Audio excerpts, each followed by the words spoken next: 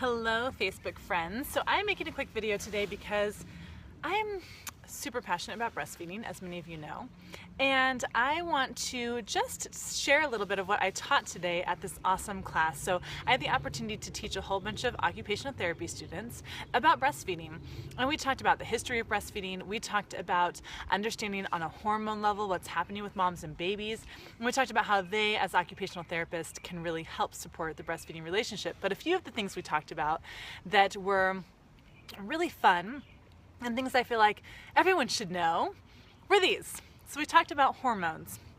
We talked about exclusive breastfeeding for that first month. Hi, Nicole. And we talked about understanding growth spurts and how to help moms make it through those times. So for those of you who might not know, we have a couple hormones that are really, really important when it comes to breastfeeding. And two of them that we're going to talk about today are prolactin and oxytocin. So prolactin is a hormone that is actually responsible for making milk in your body. Now, prolactin is something that we have during pregnancy, and it's something that actually peaks about 30 minutes into a feeding with the baby, so your increases.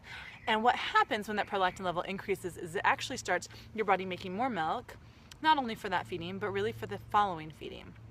So when you're nursing your baby, your body's already preparing to kind of make some more milk. So the prolactin's the powerhouse that is in there, the chef in the kitchen who's making the milk. But in order for the milk to get from your body to your beautiful baby, you have to have oxytocin.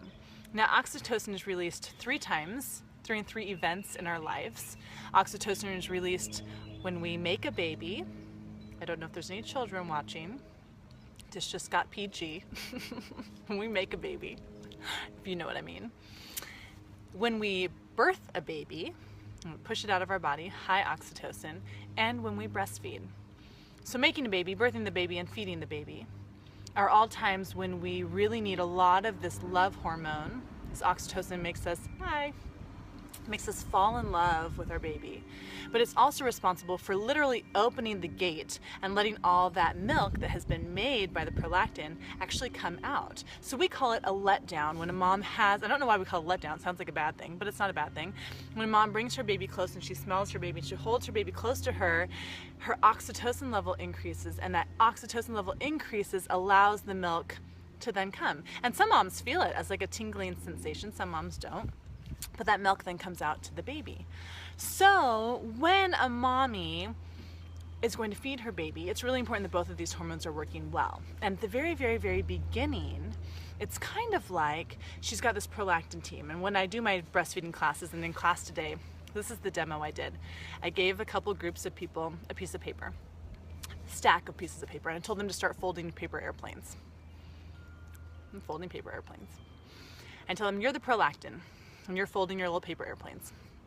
And now baby's born. During pregnancy, the prolactin's working, it's already making some milk. Baby's born, and all of a sudden the baby comes to the mommy. The mommy has an increase in oxytocin, and that gate is opened, and so I have someone be the oxytocin, and the baby gets fed. And the baby shows signs that it's hungry again, and the mom feeds it, and the oxytocin gets high, and then that prolactin allows the milk then to come to the baby, right? So the prolactin's making milk, the oxytocin is allowing that milk to get to the baby, and every time the baby wants to feed and puts its hands in its mouth and the mom picks it up and the mom smells it, and the mom latches it, and the oxytocin's released and the baby gets fed, right? Over and over and over. Now, sooner or later, as I do this experiment with my group, I tell them, okay, well now baby is getting hungry. Baby now doesn't need just 1 paper airplane to fill it up, that baby needs 2. And that prolactin person's folding. Well, now this baby needs 3 to feel full, and they're folding, and eventually they can't keep up. I can't fold paper airplanes fast enough. So then I tell them, okay, you're allowed to hire as many people as you want on your prolactin team. You share this challenge of folding paper airplanes with as many people as you want in the classroom. So they get really smart. They start handing out these pieces of paper, and they have 10 people folding paper airplanes for them. And now it's not a big deal if the baby needs 5 for a feeding because I got 10 people helping me. Right? And that's what our body does. When our body is first feeding a baby, our prolactin's working hard, our breasts are working hard, and the more the milk is moved out, the more the baby feeds, the harder the breast works. And the more people they recruit, hey, I need to hire a few more people. We got a hungry baby here. Hey, I got to hire a few more people. We got a hungry baby. Let's go. Let's make some good milk. So often moms who have little babies get worried. My baby wants to eat every hour. My baby doesn't seem full. My baby doesn't seem satisfied. And I don't know what to do. My baby wants to eat all the time. So do you know what my response is? My response is, good. Feed your baby all the time. Because the more you feed your baby, the more milk your body will make. It's completely supply and demand. The more that prolactin team has some stress put on it, the more they're going to recruit more people and the more milk they're going to be making. So in the first month, we need to be able to support mommies to exclusively breastfeed, because in that first month is when we decide on that prolactin team and what the breast is going to be able to do milk production wise. So if this team is working hard, and that baby's nursing over and over and over and over, and for the first month, nothing is interrupted. Baby feeds whenever the baby wants, and the mom has this production that's happening, then it's kind of like this team that the body has created to make milk is good to go. It's like they've tenured everyone, no one's getting fired, we've got a nice, strong team, and that strong team is going to be able to continue to supply milk for that baby for as long as that mom and baby decide to nurse. But what often happens is in that first month, maybe it happens in the hospital, maybe it happens during the first growth spurt, which is 7 to 10 days. Maybe it happens during the second growth spurt, which is 3 weeks. But at some point in time, during that first month, a mom has decided, I don't think I have enough milk, because the baby nurses over and over and over. And I put the baby down and they want to nurse again. And I nurse them for 30 minutes and they want to nurse again. When my daughter hit her 3-week growth spurt, I latched her to me 31 times in a 24-hour period. 31. She was in a growth spurt. And what she was trying to do was tell my body and tell my prolactin team, you better increase the supply because I'm a hungry baby. And every time I latched her, and my oxytocin and the prolactin, and I had milk, and I latched her again, and my oxytocin went up, and I had milk, and that process helped me ensure that I was actually going to be able to make milk, enough milk for her for the rest of the time that she nursed. But what often happens is a mom thinks, I don't think I have enough milk. This baby's nursing all the time. This baby's starving. I'm starving my child. So instead of letting the baby nurse all the time, instead of bringing their babies to their breast 31 times in a 24-hour period, more than every hour, every 30 minutes, every 45 minutes, instead of doing that, we've been telling moms, oh, well, a normal baby will eat every 2 to 3 hours. That's a lie.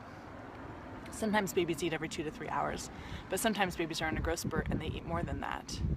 So when we are worried that my baby might not be getting enough, we often turn to formula.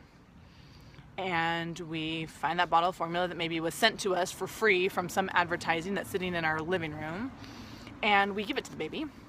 And the baby takes it like that, right? They take the whole thing. 2 ounces, 3 ounces, 4 ounces, they take it. And what happens next? That baby who seemed hungry all the time now seems really full, really happy, and it falls asleep. And it sleeps for 3 or 4 hours. And that mom now believes, I was starving my baby, because look, now my baby's happy, my baby's sleeping. And there's no way I was making 4 ounces of milk, and that baby just took 4 ounces of milk. Holy mackerel. I don't know that I have enough milk.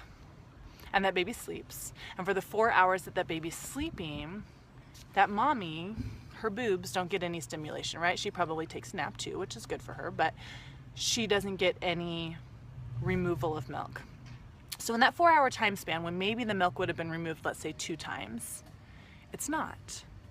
And what happens to her team of prolactin is she's got this guy who's in charge, probably a woman prolactin in charge.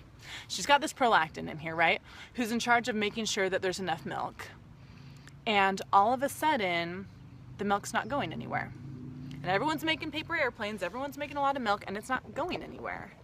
And because our bodies are super amazing and super efficient, the body starts to say, whoa, slow production. I don't think we need this much milk. I don't think we need to, actually I'm gonna fire you, and I'm gonna fire you, and I'm gonna fire you because I don't actually need all of you here helping me. I thought I needed a big team because I thought we were mass producing this milk and it was moving, but you know what? The milk's not going anywhere. So I take it back. I don't need a whole team. Let me have you guys not work for me anymore. And guess what? Once you fired some of those prolactin cells and some of those ability to make milk, they don't want to come back. No one wants to come back once you've been fired, right? So they don't come back. And when we, in the first month, create a situation where moms are supplementing or moms are giving a pacifier, and some of that sucking energy is happening outside and not on the mommy, or that baby's getting fed not from the mommy's milk, we create a situation where her prolactin team doesn't know what it needs to do, and potentially is not going to have enough team members to sustain her for a long time. So the reason you hear most women stop breastfeeding is, I felt like I ran out of milk. I felt like at 3 months I didn't have enough milk, or at 6 months I didn't have enough milk. And I always ask, well, what happened in the first month? Oh, well, we started supplementing right away because I didn't have enough milk. And that is so sad to me. So that's one of the reasons our recommendations from our American Academy of Pediatrics, the World Health Organization, says babies should be breastfed exclusively for the first month. Exclusively right after birth, nothing but breast milk in that baby. And there are lots of ways for us to troubleshoot the moms who feel like they don't have enough milk, but the reality is about 2% of women don't have enough milk, and those are called hypoplastic breasts. And we actually know before a mommy has a baby and before she births a baby if she has breasts that won't make milk. So if you had breasts that got firm in pregnancy, got tender, changed colors, you're going to make enough milk. It's just a matter of making sure the prolactin team knows the demands of the baby, which means that baby has to nurse all the time, which means we can't interrupt the communication. We can't interrupt the baby who wants to be at the breast 24/7. That baby should be at the breast 24/7. So because your hormones rely on it, we have to be able to support that exclusive breastfeeding that's happening, especially in that first month. And then we can start introducing a pacifier, and then we can add a bottle with pumped milk if we need to. But for that first month, it is crucial that mom and baby are talking to each other and that baby is on the breast frequently. Did you know that when a baby latches on, the mom's body actually absorbs the saliva of the baby, takes inventory on what that baby needs, and creates milk that's perfect for that baby? That's amazing. So we want that communication happening all the time, and know that every time a baby goes through a growth spurt, that baby knows instinctively how to increase supply. And the best way to increase a mom's supply, nurse, nurse, nurse, nurse, nurse, nurse, like a maniac. So every time a baby goes through a growth spurt, they go through this time period of seeming like they're insatiable, seeming like I don't have enough milk. And moms will tell you that. If you ask moms when they stop breastfeeding, usually around 1 week to 10 days, first growth spurt. 3 weeks, second growth spurt. 6 weeks, third growth spurt. Somewhere around 3 months, which is another growth spurt. Somewhere around 6 months, which is another growth spurt. Gosh, I just got to a place where my baby seemed super hungry all the time and like I wasn't making enough milk, so I started doing formula. That's a growth spurt. So it's important that as people who are supporting breastfeeding mommies, as breastfeeding mommies ourselves, we understand the value of the growth spurt. And know that the milk you're making right now for your baby is not the same milk you're going to be making in 6 months. The milk for a brand new baby is not the same as a 6-month-old, not the same as a 1-year-old. And the only way our body and our prolactin team can figure that out and can make the right amount of milk is for our baby to stimulate it and to communicate and say, this is my demand, so that the supply can be there. So mommies that are out there watching, a lot of you have tuned in. I love it. I'm so happy to see all of you.